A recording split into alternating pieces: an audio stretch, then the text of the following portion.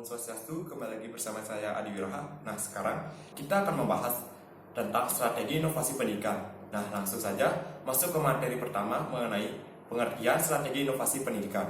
Menurut Syarafuddin pada tahun 2015, strategi inovasi adalah tahap-tahap kegiatan yang dilaksanakan untuk mencapai tujuan inovasi pendidikan. Pola strategi yang biasanya digunakan adalah desain, kesadaran, perhatian, evaluasi, dan percobaan. Dan dalam pembelajaran, strategi inovasi pembelajaran adalah suatu proses untuk memanajemen usaha demi mencapai sasaran untuk mewujudkan suatu proses pembelajaran. Untuk peserta didik bisa mengembangkan segala potensi yang dimiliki sehingga tepat pada sasaran. Selanjutnya, ada beberapa jenis mengenai strategi inovasi pendidikan, antara lain strategi fasilitatif, strategi pendidikan, strategi bujukan, dan strategi paksaan. Nah, di sini saya akan menjelaskan macam-macam strategi inovasi pendidikan. Yang pertama ada strategi fasilitatif. Untuk mencapai tujuan perubahan sosial yang telah ditentukan, diutamakan penyediaan fasilitas dengan maksud agar program perubahan sosial akan berjalan dengan mudah dan lancar.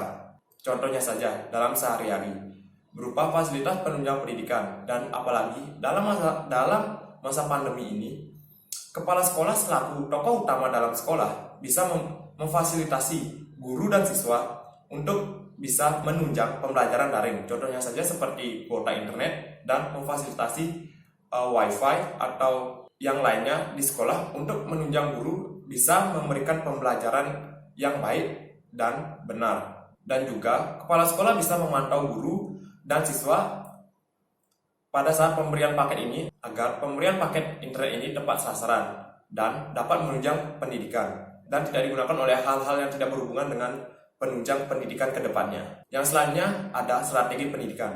Dengan menggunakan strategi pendidikan berarti untuk mengadakan perubahan sosial dengan cara menyampaikan fakta dengan maksud orang akan menggunakan fakta atau informasi itu untuk menentukan tindakan yang akan dilakukan. Dengan dasar pemikiran bahwa manusia mampu membedakan fakta serta memilih guna mengatur tingkah laku apabila fakta itu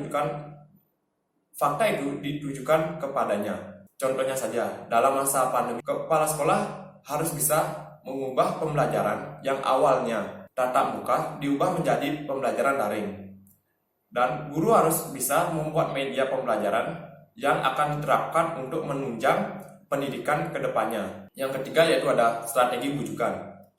Program perubahan sosial dengan menggunakan strategi bujukan artinya untuk mencapai tujuan perubahan sosial dengan cara membujuk atau merayu agar sasaran berubah atau mau mengikuti perubahan sosial yang direncanakan. Sasaran perubahan diajak untuk mengikuti perubahan dengan cara memberikan alasan, mendorong, atau mengajak untuk mengikuti contoh yang diberikan.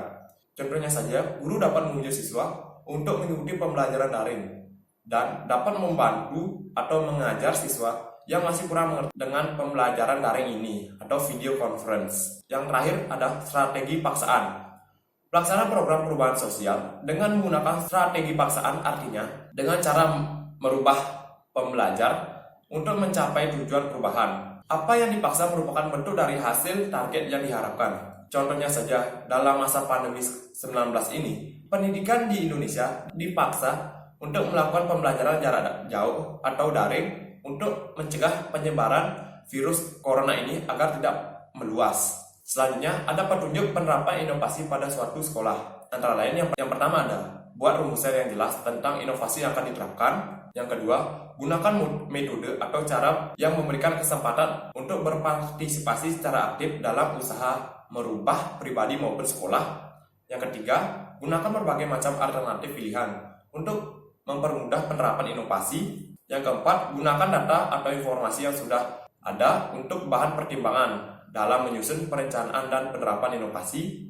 Yang kelima, gunakan tambahan data untuk mempermudah fasilitas terjadinya penerapan. Yang keenam, gunakan kemanfaatan dari pengalaman sekolah atau lembaga lain. Yang ketujuh, perubahan secara positif untuk mendapatkan kepercayaan. Yang kedelapan, menerima tanggung jawab secara pribadi. Yang kesembilan, usaha adanya pengorganisasian kegiatan yang memungkinkan terjadinya kepemimpinan yang efektif. Dan yang ke-10, mencari jawaban atas beberapa pertanyaan dasar tentang inovasi di sekolah. Itu saja materi yang dapat saya sampaikan. Jika ada salah-salah kata, saya mohon maaf. Sekian dan terima kasih.